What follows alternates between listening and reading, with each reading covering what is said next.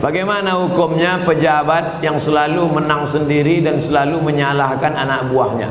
Ini bukan pertanyaan, ini balas dendam. Ini sakit hati dia. Kemana caranya biar supaya Ustaz Somad menghantam pemimpin dunia? Buat lu pertanyaan. Itu pula masalahnya. Dia bertanya sama Ustaz yang paham pula kan. Nabi berkirim surat kepada Raja Romawi, namanya Heraklius, Herkal. Apa kata Nabi? Aslim taslam. Kalau kau masuk Islam, kau selamat. Falaka ajrani, kau dapat 2 pahala. Kalau engkau baik, rakyatmu semuanya selamat dan kau dapat 2 pahala. Itulah enaknya jadi pemimpin. Karena kalau dia baik, rakyatnya baik, dia dapat 2 pahala. Tapi kalau kau tidak baik, falaka dzambul arisiyin, semua dosa anak-anak buahmu kau ikut menanggungnya. Oleh sebab itu maka yang paling pertama dapat naungan di akhirat nanti, sab'atun yuzilluhumullah, 7 golongan dapat naungan Allah. Saat itu naungan tak ada panas terik, tak ada atap. Di antara yang dapat naungan yang pertama bukan ustaz, yang pertama bukan ulama, yang pertama al-imamul adil, pemimpin yang adil. Tapi negara kita negara demokrasi. Kalau ada pemimpin-pemimpin kita yang zalim, yang menyalahkan orang, kita bisa lapor ke atas. Ada laporan, bapak-bapak pegawai kepala dinas lapor ke Pak Wali Kota. Pak Wali Kota ada laporan ke atas, ada atasan, ada BPK, ada Inspektorat Jenderal, ada macam. Bapak-bapak polisi, tentara lapor ke Propam, ada atasan yang bisa kita laporkan. Kalau takut kirim surat kaleng. Jangan fitnah. In ja'akum fasiqun binaba'in, kalau datang orang bawa berita palsu, fatabayyanu, klarifikasi. Nah, salah tak selesai dengan ditulis di wall Facebook, tapi harus diselesaikan. Wa amruhum syura bainahum, diselesaikan dengan musyawarah.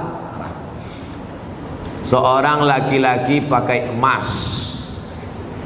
dalam solatnya, apakah solatnya sah? Emas itu bukan babi, kecuali dia membawa rantai babi, baru Arab. Emas tidak. Emas kalau dipegang, wudhu kita tak batal, solat kita pun tak batal. Tapi Nabi mengharamkan pakai emas. Ini mesti dipahami. Emas kalau kita masukkan ke kantong, dibawa solat, Allahu Akbar, solat sah. Tapi memakai cincin emas haram. Bapak-bapak yang pakai cincin emas, buka sekarang juga. Tak ada gunanya pengajian. Tak ada guna pengajian. Nantilah mubazir mengaji. Bapak-bapak yang sekarang pakai cincin emas, buka sekarang juga. Tak perlu tunjukkan, pelan-pelan aja dari bawah. Buka masuk. Balik dari sini, jual. Kalau batunya sayang, simpan. Mana tahu batunya zamrud, kecubung, permata, intan, simpan. Ambil batunya, ikatkan dengan perak. Cincin saya emas putih Pak Ustadz. Emas putih itu emas. Emas putih itu emasnya 80, nikelnya 5. Emas putih itu emasnya 80%, nikelnya 5%, peraknya 18%, peraknya 15%. Maka warnanya putih, tapi dia emas juga. Jadi kalau mau buat cincin, perak saja. Ini cincin perak. Batunya zamrud, asli. Mereknya Casio, Casio orang. Tak pernah saya beli. Kalau sempatlah saya beli sekian puluh juta, lalu kemudian anak yatim tak sekolah, neraka jahanam tempat saya. Bisa pula anak yatim tak sekolah, cincin kita 30 juta. Pak, minta makan Pak, belum makan pagi, kata anak yatim di lampu merah. Kita mau. Nauzubillah.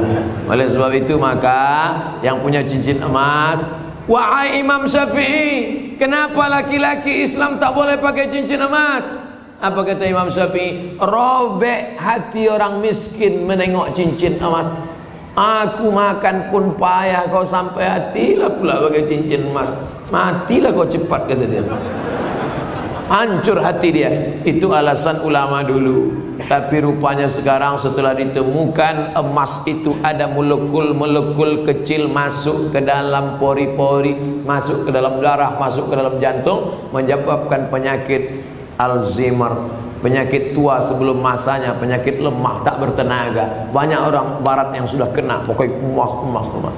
Lalu kami yang perempuan, Pak Ustaz, yang perempuan dia masuk ke dalam, keluar lagi melalui darah menstruasi haid. Makanya kalau ada bapak yang haid, pakailah.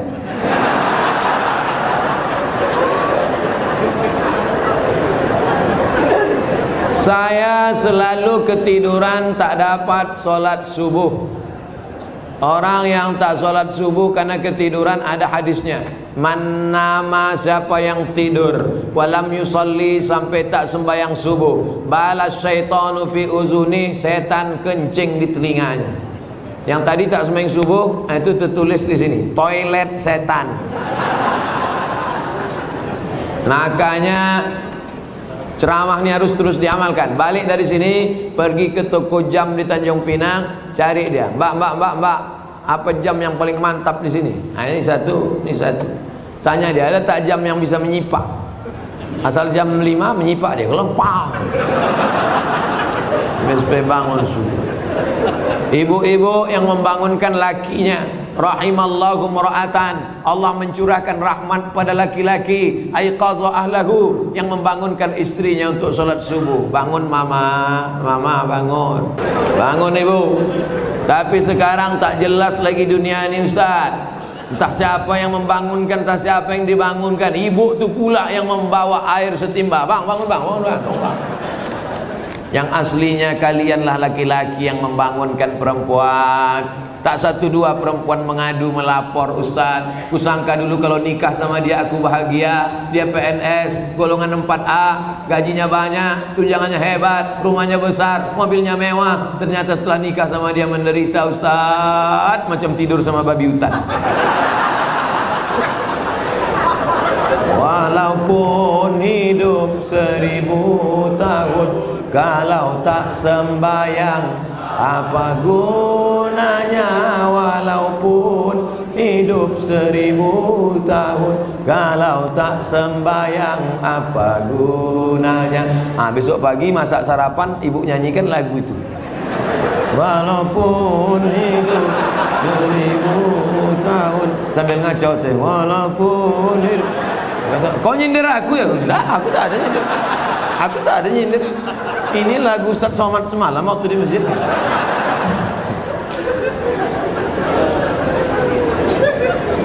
Ustaz, apa sah laki-laki sholat di rumah tapi tak di masjid? Laki-laki sholat di rumah, laki-laki solehah. Laki-laki sholat di masjid. Ini masjid kota Tanjung Pinang dibangun tapi tidak sesuai lagi dengan kota. Tidak sempat lagi bisa dilebarkan. Parkir sudah sulit, masyarakat sudah tertampung lagi. Makanya mesti dibangun nanti di lokasi yang baru, masjid yang lebih besar lagi. Amin. Yang ini tetap ramai, yang sana tetap ramai. Tengoklah, tak muat lagi orang sholat. Orang Tanjung Pinang ini kaya-kaya, tiang masjidnya emas. Ilaha illallah. Luar biasa. Orang susah mencari emas. Laki-laki di Tanjung Pinang tak ada yang pakai emas, karena mereka mau menunjukkan kayanya bukan dengan cincinnya, tiang masjidnya emas. Hebatnya lagi di Tanjung Pinang, walaupun tiang masjidnya emas, tapi jendelanya tak pakai kosen. Menunjukkan apa? Aman. Tanjung Pinang aman, tak ada pencuri. Kadang-kadang kita masuk ke salah satu masjid, kotak infak dicor. Kotak infak pakai rantai besi, pakai gembok. Di sini aman. Coba tengok masjid, lampunya pula macam lampu Masjid Nabawi. Luar biasa, hebat. Entah emas tak kuningan.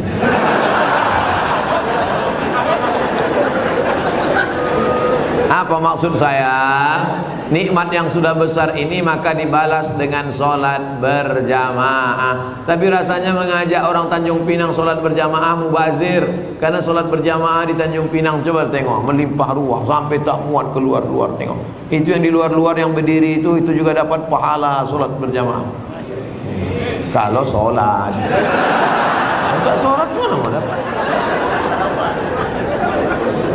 Layan tayanna, mereka yang tak datang ke masjid, jangan ulangi lagi. Yang sholat di kantor, yang sholat di rumah, yang sholat di kamar, jangan ulangi lagi, kata Nabi. Kalau kalian tetap sholat di rumah, la uharriqanna alaihim buyutahum, ku bakar rumah mereka. Nabi yang bilang, kalau kalian sholat di rumah, ku bakar rumah mereka. Kalau hidup Nabi sekarang bertambah hotspot titik api. Saking banyaknya rumah yang dibakar Nabi, berasap lagi. Ustaz janganlah sebut-sebut asap. Asap Tanjung Pinang ini kan dari kampung Ustaz juga. Saya tahu, ku tahu apa yang ada dalam hati. Sebelumnya dari malam saya niat sholat subuh, tapi saya bangunnya jam 6 pagi waktu setempat. Apakah masih boleh sholat? Ini bukan menanya, menawar ya.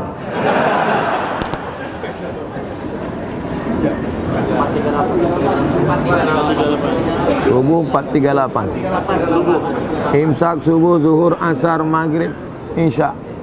Maghribnya jam.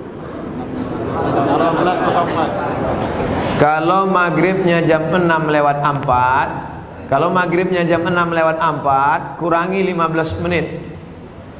Begitu cara mengukur isyraq. Boleh sholat sunat isyraq itu 15 menit lewat syuruk. Syuruk matahari terbit. Syuruk matahari terbit.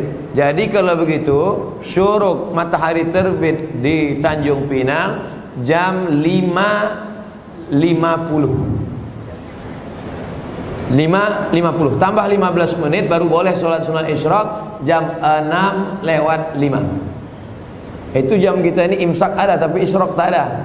Cara mudah untuk isyraq, tengok maghribnya. Jam berapa maghribnya, begitu boleh isyraq. Kalau maghribnya jam 6:04, maka boleh sholat sunat isyraq jam 6 subuh lewat 5. 15 menit sebelum itu subuh sudah habis. Maka di Tanjung Pinang untuk saat ini subuh sudah habis jam 5.50. Kawan nih bangun jam 6. Ini kencing toilet setan juga. Oleh sebab itu jangan sampai tak sholat subuh. Bangun sholat subuh walaupun lambat jam 5.30, ada waktu 20 menit lagi, jangan langsung sholat subuh, tapi qabliyah subuh. Karena qabliyah subuh khairum minad dunya wa ma fiha. Usolli sunnata subhi rak'ataini qabliyatan. Rakaat pertama qul ya ayyuhal kafirun. Rakaat kedua qul huwallahu ahad. Baru iqamat, baru sholat subuh. Jangan tinggalkan qabliyah subuh. Jangan tinggalkan qabliyah subuh walaupun terlambat. Apakah ambil zakat menunggu orang minta zakat atau mencari yang wajib zakat menerima zakat? Khuz, ambil. Ambil zakat, khuz, ambil.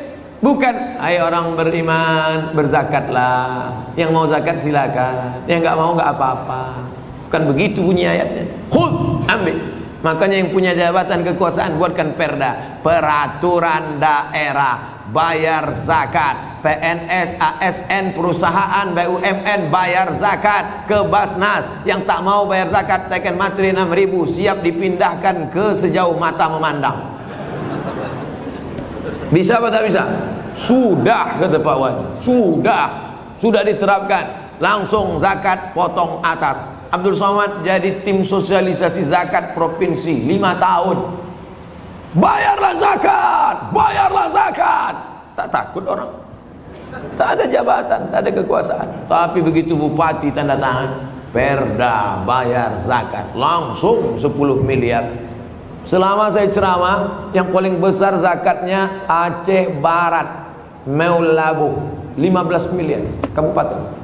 15 M. Pas saya ceramah sana, saya tak tahu. Saya pun ceramah. Di kampung saya di Riau ada kabupaten 10 miliar. Mereka senyum-senyum. Pas makan, berapa tadi Ustaz? 10 saya bilang. Kami 15 katanya. Dalam hati saya Abdul Somad akan datang kalau mau ceramah tanya dulu. Pastikan kita lebih besar. Nah, saya ingat betul itu. Mau labuh itu 15 dulu 4 tahun yang lalu. Sekarang lebih besar lagi. Bagaimana cara menegur khotib yang lupa rukun khutbah? Kasih tahu, Pak Khotib lupa rukun khutbah 5. Semua laki-laki di sini wajib bisa khutbah. Karena mana tahu nanti pergi ke pulau, kebetulan ditugaskan Pak Wali pergi ke pulau. Sampai di pulau ada sholat Jumat. Apa kata pengurus masjid? Hari ini Jumat tidak jadi karena nggak ada khotib. Karena khotib mencret. Karena khotib demam. Maka PNS yang datang tadi berdiri, saya bisa jadi khotib. 5 rukun khutbah. Naik ke atas mimbar, alhamdulillah wassalatu wassalamu ala rasulillah ya ayyuhalladzina amanu taqullah usikum wa nafsi bitaqwallah Allahumma fil muslimina wal muslimat. Duduk. Habis itu tegak lagi, alhamdulillah Allahumma salli ala sayyidina Muhammad ya ayyuhalladzina amanu taqullah usikum wa nafsi bitaqwallah Allahumma fil muslimina wal muslimat. Dah, omat. Rukun khutbah cuma 5. Alhamdulillah, solawat, ayat, wasiat takwa, doa. Alhamdulillah, solawat, ayat, wasiat takwa, doa. Selesai sholat, Bapak dari mana? PNS Tanjung Pinang. Kok pendek kali rukunnya? Aku masih syukur bisa, kau tak bisa lagi.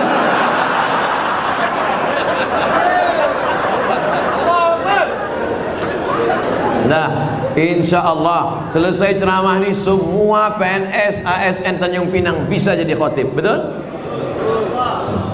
Sependek itu pun ada juga yang ragu. Naik ke atas. Nanti latihan dulu, karena kadang walaupun kita hafal, karena grogi naik ke atas hilang juga yang 5. Pas naik ke atas, latihan. Alhamdulillah. Wassalatu wassalamu ala rasulillah. Ya ayyuhalladzina amanu taqullah usikum wa nafsi bitaqwallah Allahumma fil muslimina wal muslimat. Duduk. Karena khutbah mesti 2. Mesti naik lagi. Alhamdulillah. Diulang balik, jangan pula naik lagi sama macam tadi. Apa pendapat Ustaz tentang film The Santri yang tidak mencerminkan kehidupan pesantren yang sebenarnya dan disutradarai oleh Livi Zeng yang kontroversi itu? Kalian mancing-mancing ah.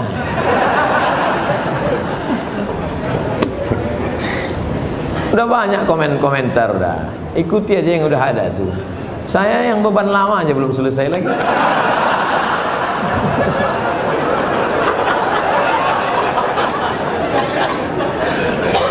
Haram hukumnya masuk ke rumah ibadah orang lain. Haram. Saya tak nonton film ini sampai habis.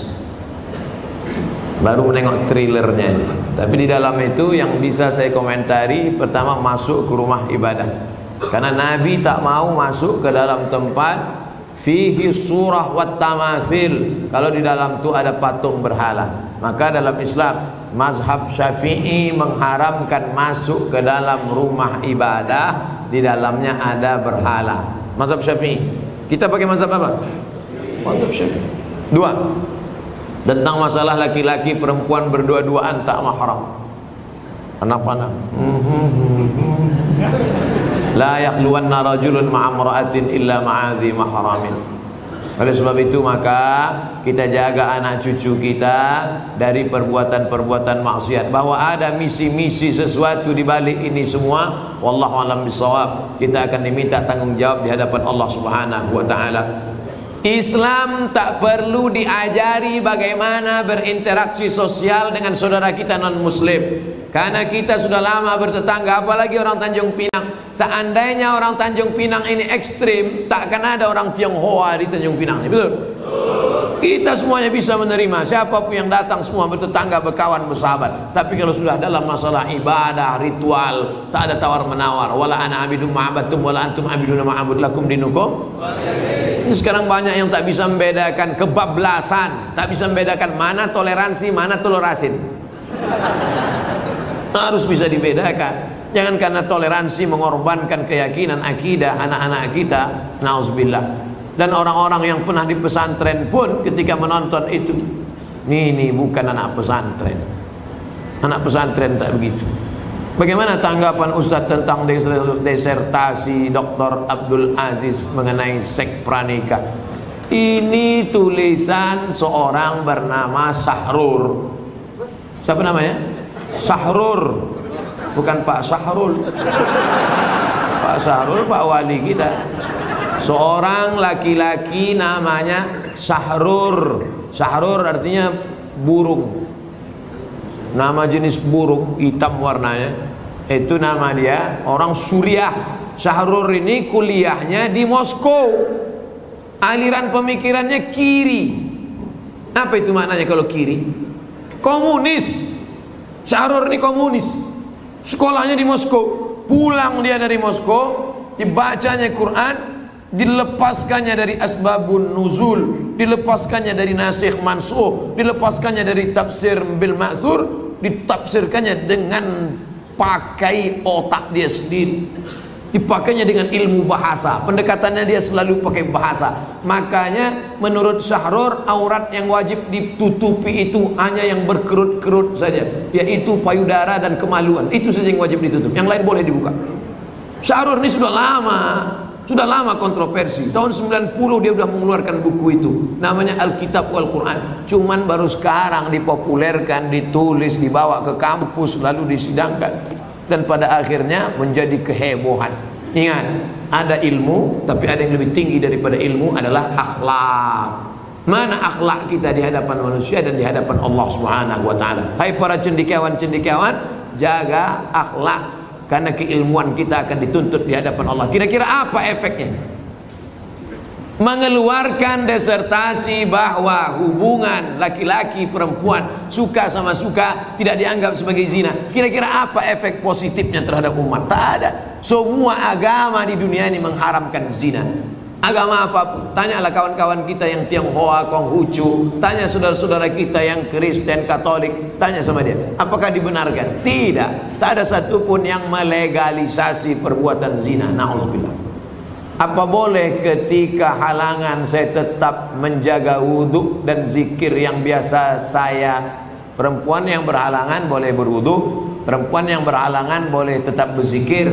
Yang tak boleh baca Quran, tak boleh baca Quran, tak boleh pegang Quran, tak boleh itikaf di masjid, tak boleh tawaf, tak boleh sholat, tak boleh puasa. Adapun berzikir tetap. Baca Quran yang ayat fungsinya sebagai doa boleh. Mana itu ayat sebagai doa? Naik kendaraan, subhanalladzi sakhkhara lana hadza wa ma kunna lahu muqrinin. Itu adalah ayat Quran, tapi fungsinya waktu naik kendaraan sebagai doa. Rabbana atina fid dunya, itu doa, tapi dalam ayat Quran maka fungsinya sebagai doa boleh.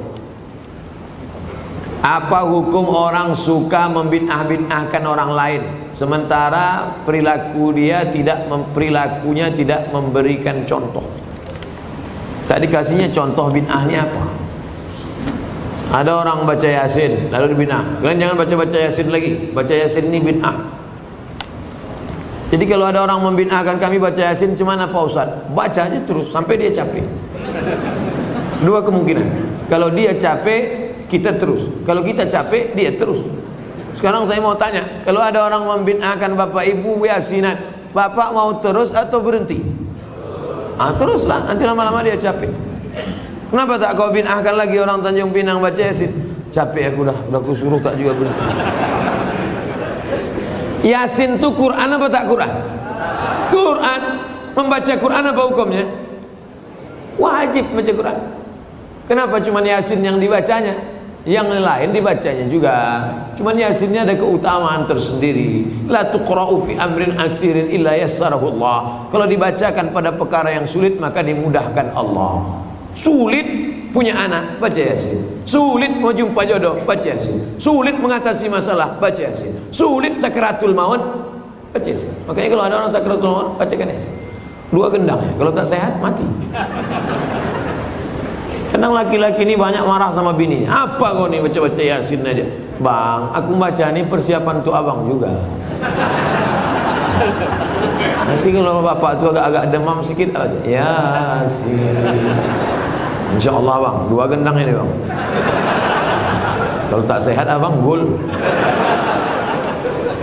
Pak Ustaz Abdul Somad mohon doakan putra kami Empatli bangsawan diterima di sekolah kedinasan Akmil Akademi Militer. Di akhir majelis kita doa. Ibunya bapaknya tiap malam baca Yasin. Selesai baca Yasin, ya Allah berkat kemuliaan surat Yasin ini diterimalah anakku hendaknya.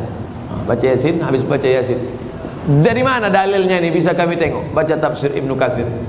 La muqaddimah surat Yasin, tafsir Ibnu Katsir. La tuqra'u fi amrin asirin illa yassarahullah. Kalau dibacakan pada perkara yang sulit, susah, dimudahkan Allah. Saya kuliah sudah 4 tahun, tapi masih semester 4. Harusnya sudah semester 8. Saya tak bisa lanjut karena kampus saya tak lengkap peralatannya. Oh, bukan salah dia. Oke, jangan mudah kita suuzon. Harusnya di semester 5 ini saya ujian dan praktek. Saya galau Pak Ustadz, umur sudah 25 tahun. Kapan lagi saya mau menyenangkan keluarga dan menjadi mandiri? Mohon bimbingannya Pak Ustadz. Pindah aja kampus lain. Apa dipertahankan sih? Jangankan kau, kami pun membacanya galau. Apa 4 tahun? Pindah kampus lain. Banyak universitas berserak-serak di Kepulauan Riau. Susah dipertahankan situ. Yang perlu dipertahankan itu sehidup semati denganmu, Mas. Itu kalau nikah. Kalau sama kampus apa pula sehidup semati? Biar kampus itu mati. Ketika sholat subuh saya lupa baca kunut. Setelah salam saya baru teringat. Apa yang perlu saya lakukan Pak Ustaz? Sujud sahwi kalau engkau mazhabnya Syafi'i. Sami Allahu liman hamidah. Allahu Akbar. Tak akan bangkit lagi ke atas. Terus saja sujud. Rabbi fili warhamni wajburni warfa'ni warzuqni wahdini wa'afini wa'afani. Allahu Akbar. Subhana rabbil a'la bihamdi. Allahu Akbar. At-tahiyatul barakatuh salawatu. Sebelum salam sujud. Allahu Akbar. Subhana man la yanamu wa la yashu. Maha suci Allah yang tak tidur, yang tak lupa. Allahu Akbar. Duduk lagi. Sujud lagi, sujud 2 kali. Allahu Akbar. Subhanallahi la yanamu wa la yashu. Allahu Akbar. Baru salam. Assalamualaikum warahmatullah. Begitu juga jadi imam. Imam lupa doa kunut dalam mazhab Syafi'i, sujud sahwi. Kalau imam sujud sahwi, saya ikut tak apa? Ikut. Ini banyak juga makmum tak ikut. Imam sujud sahwi, dia diam aja. Pas salam, kau kenapa tak sujud sahwi? Yang lupakan dia, aku tidak. Nak ikut imam. Ju'ilal imam liutamma bih. Yang tak baca kunut tu mazhab apa Pak Ustaz? Hambali. Hambali sama Hanafi tak ada kunutnya.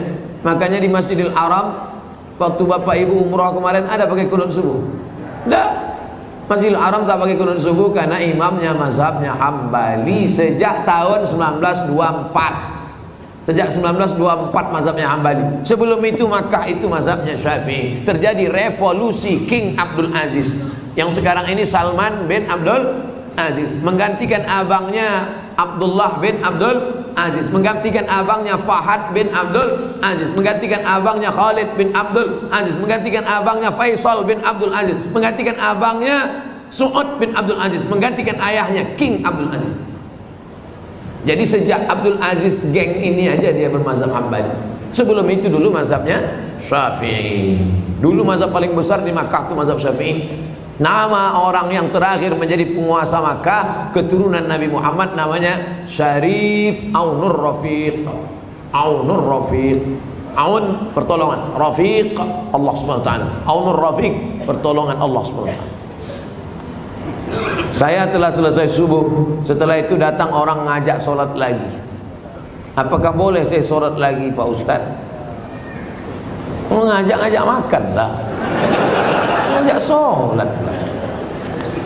Kata orang sekarang, kalau ngajak-ngajak makan lah, apa pula ngajak solat? Apakah ada tradisi zaman sahabat Nabi ngajak solat? Ada. Hadisnya sahih, sahih. Nabi solat di masjid.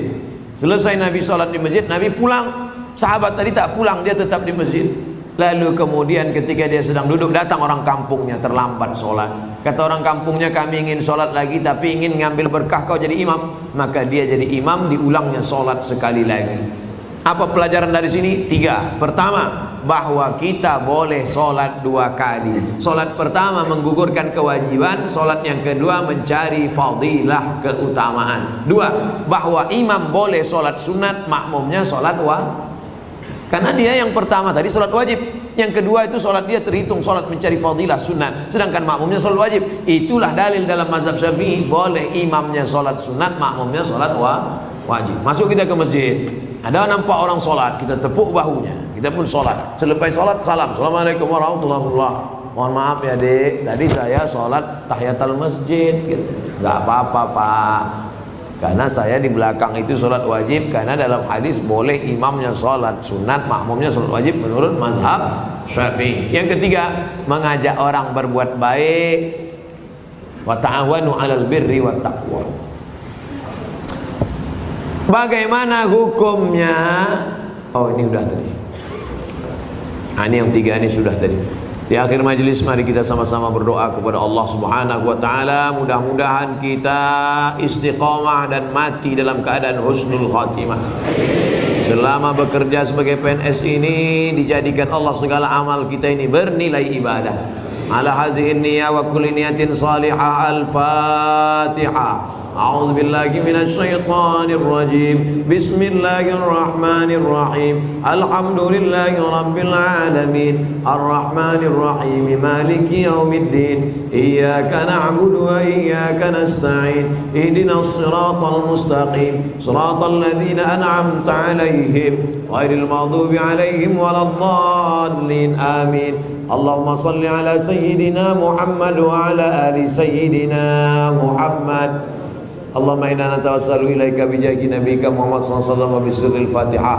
Kami bertawassul kepada Engkau ya Allah dengan kemuliaan surat Al-Fatihah, dengan kemuliaan Nabi Muhammad sallallahu alaihi wasallam. Anta ja'al hadzal balada baladan aminan mutmainnan ya'ti rizquhu min kulli makan. Jadikan Tanjung Pinang negeri yang aman, damai, terbuka pintu rezeki dari laut dan daratan ya Allah. Allahumma in kana rizquna fis sama' fa'anzilhu. Kalau rezeki kami masih tergantung di langit, turunkan ke Tanjung Pinang ya Allah. Wa in kana fil ardi fa'akhrijhu. Kalau masih tertanam dalam tanah, keluarkan ke hadapan kami ya Allah. Wa in kana ba'idan faqarribhu. Kalau dia masih jauh, maka dekatkan ke kampung halaman kami ya Allah. Allahumma ja'alil a'malana ibadatan lana. Jadikan aktivitas kami masuk kantor, bekerja setiap hari itu bernilai ibadah, ikhlas karena Engkau ya Allah. Allahumma waffiqna lima tuhibbuhu wa tardah. Tanamkan taufik hidayahmu ke dalam hati kami, pemimpin-pemimpin kami, sehingga kami dapat beramal dengan amal Kau cintai dan Kau ridai ya Allah. Allahumma khtim lana bi husnil khatimah. Tutup umur kami dengan husnul khatimah. Wa la taqtim alaina bi su'il khatimah. Jangan tutup dengan su'ul khatimah. Allahumma waffiqna lima tuhibbuhu wa tardah wa taj'al abna'ana wa banatina min huffazil Qur'an wal hafizat. Jadikan anak-anak kami di Tanjung Pinang ini menjadi anak-anak berbakti dan para penghafal Al-Qur'an. Allahumma arhamna bil Qur'an. Turunkan rahmatmu kepada kami dengan kemuliaan Al-Quran. Waj'alhu lana imama wa nura wa huda wa rahmah.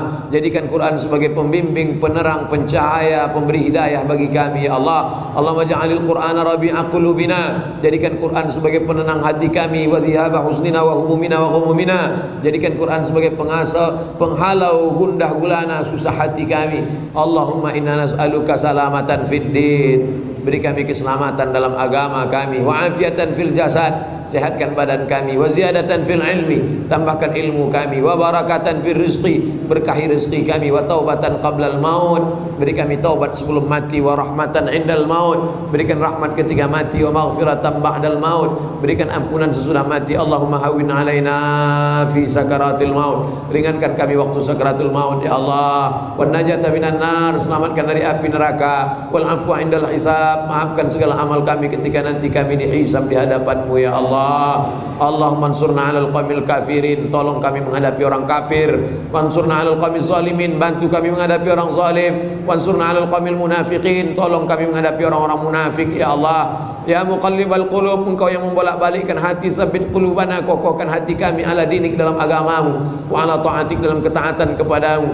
Allahumma faqihna fid din, dalamkan ilmu agama kami, wa 'allimna ta'wil, ajarkan kami pemahaman yang benar. Rabbana atina fid dunya hasanah wa fil akhirati hasanah wa qina adzabannar. Wa sallallahu ala sayyidina wa maulana wa syafi'ina Muhammad wa ala alihi wa sahbihi wa sallam, walhamdulillahi rabbil alamin. Taqabbalallahu minkum, taqabbal ya karim.